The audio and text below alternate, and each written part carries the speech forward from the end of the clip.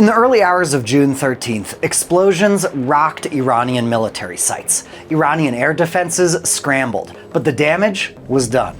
The strikes were fast, precise, and completely unexpected. For years, experts warned that an effective direct strike on Iran would be nearly impossible, too far, too risky, too likely to spark a regional conflict.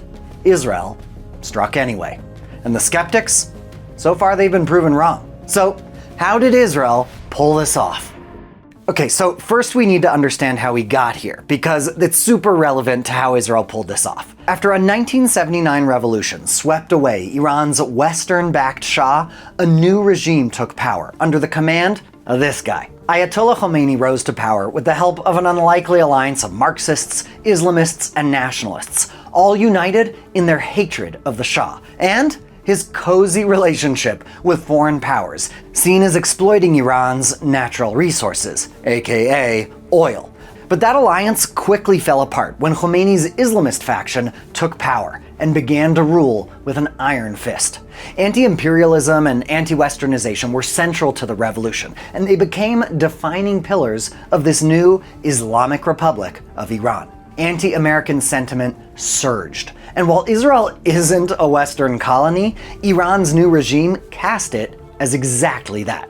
America's sidekick in the Middle East. The little Satan to America's great Satan. In this narrative, Israel became the embodiment of everything the revolution opposed, and the front line in the Islamic Republic's battle with the West. As other Middle Eastern countries like Saudi Arabia, the UAE, even Qatar began aligning more closely with the US, they too found themselves in the crosshairs of the regime's fury. Whether it was Khomeini in charge or his successor, Khamenei. I'm sure Iranians are a creative bunch, but apparently not with the names of their dictators. But the Islamic Republic wasn't in a position to confront the US or its allies directly. So the Republic turned to a new strategy, arming proxy forces to do the fighting for them, while keeping Iran's hands nice and clean.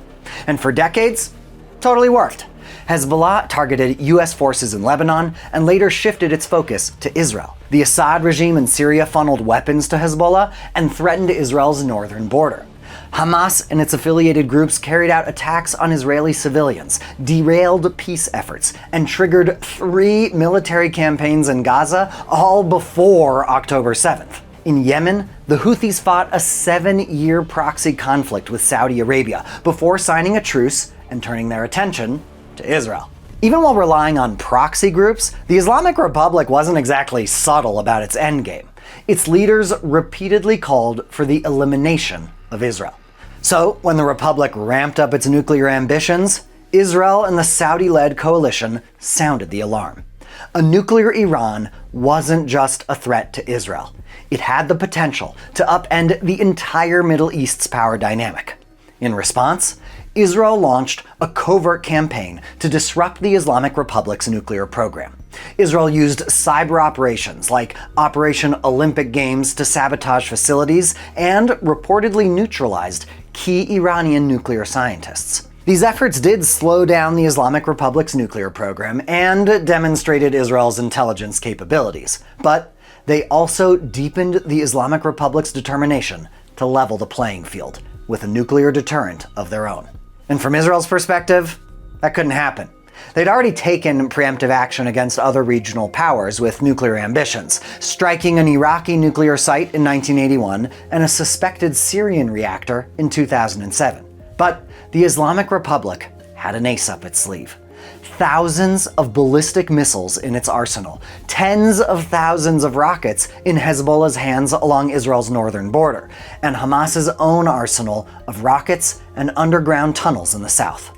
All of it formed a deterrent web, one that kept Israel in check. A direct Israeli strike on the Islamic Republic risked triggering a coordinated retaliation from the Republic and its network of allies, unleashing a devastating force on Israeli civilians. So instead of direct confrontation, Israel focused on containment. The strategy? Stall the Islamic Republic's nuclear ambitions, hold back Hamas and Hezbollah, and use sanctions, cyber operations, and pinpoint strikes on Iran-linked targets in places like Syria to maintain a fragile balance. For years, that shadow war stayed just behind the surface. But after Hamas's surprise infiltration on October 7th, 2023, the most catastrophic loss of Jewish life since the Shoah, everything changed. The Islamic Republic's carefully constructed strategy to deter an Israeli strike began to slowly fall apart. First, Israel learned a harsh lesson on October 7th. When your enemies say they intend to eliminate you, take them seriously and act before it's too late. Israel had tried containment with Hamas. It failed, and that failure meant Israel could no longer rely on the same strategy elsewhere. Second, Hamas had hoped to ignite a regional conflict against Israel, but as Israel responded with a devastating campaign in Gaza, Hamas realized their plan fell short.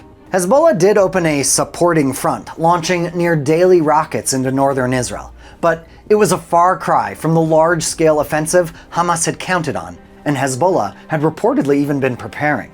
And Hamas's sugar daddy, the Islamic Republic of Iran, they watched from the sidelines as Gaza burned.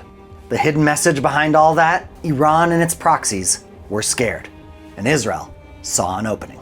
So in April 2024, Israel neutralized a senior Iranian commander in Syria who was coordinating weapons transfers to Hezbollah. The Islamic Republic was eager to reestablish deterrence and decided to respond not gradually, but all at once.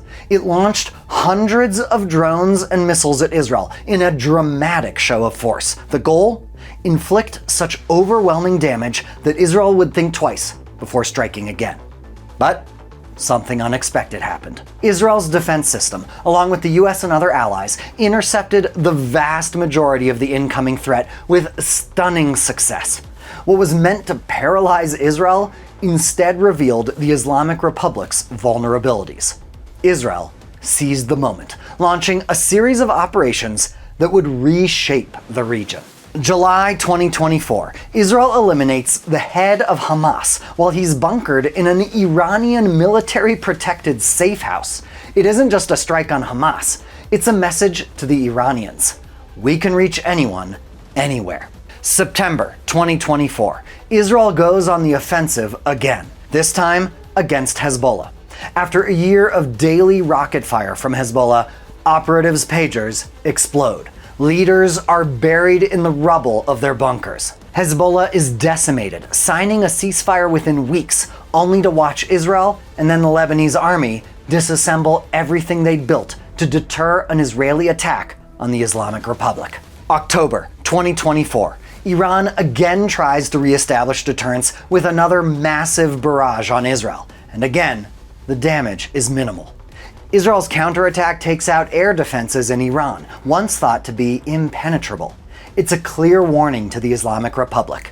You are defenseless against us. Quit while you're ahead. But the dominoes had already begun to fall. December 2024. With Hezbollah out of commission, their forces are no longer able to prop up the Iran-backed regime in Syria. Rebel forces sweep into the Syrian capital, and another member of the Islamic Republic's axis of resistance is off the map. The myth of Iran's untouchability is shattered. The fear keeping Israel from striking Tehran is dissolving by the day. January 2025. Israeli Prime Minister Netanyahu flies to Washington to convince Trump that now is the time to strike and neutralize the Islamic Republic's nuclear program. But fearing a broader regional war, Trump holds Netanyahu back. Trump wants to give time for diplomacy. The Islamic Republic knows it's in trouble, and Trump calculates the Ayatollah will finally give in on his nuclear ambitions. April 2025. Trump gives the Islamic Republic 60 days to comply with his demands. The clock on the boldest Israeli military operation is counting down. Let's be clear, Israel's attack on the Islamic Republic of Iran wasn't some spur-of-the-moment decision. Like Operation Grim Beeper against Hezbollah, this mission had been in the works for years.